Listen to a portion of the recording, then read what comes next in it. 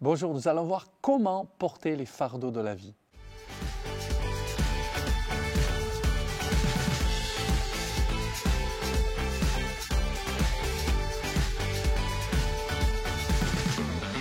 Nous avons tous des fardeaux.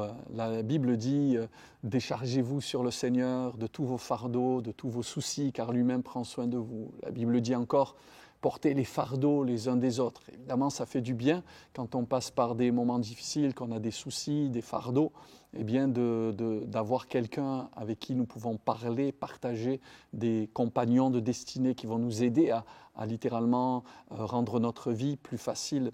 Et bien évidemment, les fardeaux de la vie seront présents jusqu'à la fin de notre vie parce que la vie est faite ainsi. Il y a des difficultés, il y a des maladies, il y a des vents contraires, il y a des tempêtes, il y a des ouragans.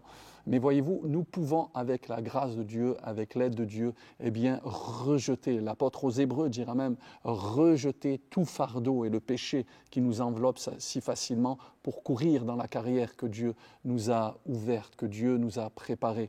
Donc les fardeaux sont là, sont des réalités et nous devons, avec l'aide du Seigneur, savoir les appréhender, les porter, les rejeter, même parfois, eh bien, en toutes circonstances. J'ai lu cette anecdote dernièrement qui m'a fait sourire, mais qui parle quand même pour nous aider aujourd'hui.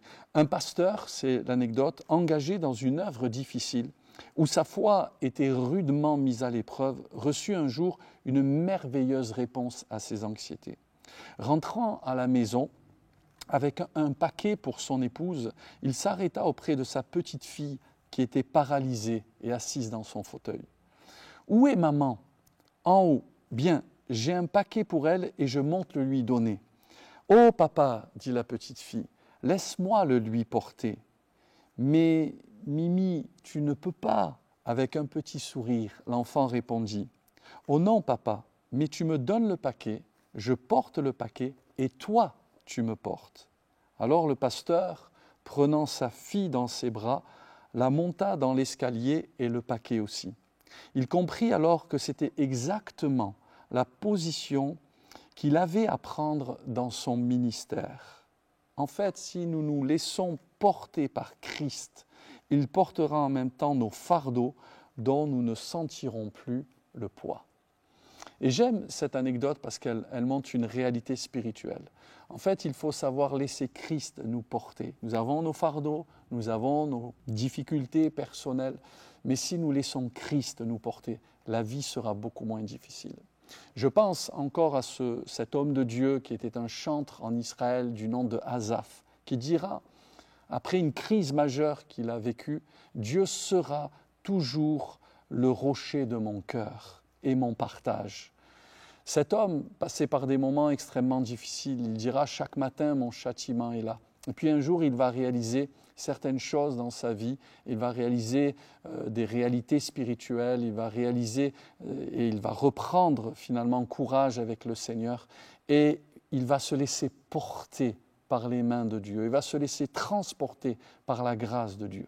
Je ne sais pas ce que vous vivez, quel type de crise vous vivez. Peut-être une crise majeure, un divorce, une maladie, une épreuve difficile à vivre. Les fardeaux sont là, des fardeaux financiers. Vous n'arrivez pas à joindre les deux bouts. C'est dur, ça crée chez vous de l'anxiété. Bien-aimé, Jésus veut vous porter vers le Père. Jésus veut vous porter, vous transporter.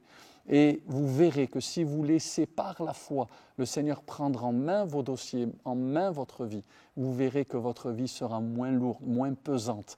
Parce que Dieu ne nous appelle pas à vivre dans l'anxiété, dans la crainte. Dieu nous appelle à vivre dans la foi et dans le repos. Alors cessez de vous inquiéter, faites confiance au Seigneur. Remettez-lui vos fardeaux, remettez-lui vos soucis, laissez-vous porter par ses bras d'amour et vous verrez que la vie sera plus facile, qu'elle sera meilleure et vous verrez aussi que Dieu va vous donner une vie de qualité et vous serez capable de vivre toutes les tempêtes, les traversées et de l'autre côté de la rive, vous direz « Merci Seigneur, tu as été fidèle encore une fois dans ma vie. » Je vous encourage, laissez Dieu vous porter et en même temps porter vos fardeaux. Soyez bénis.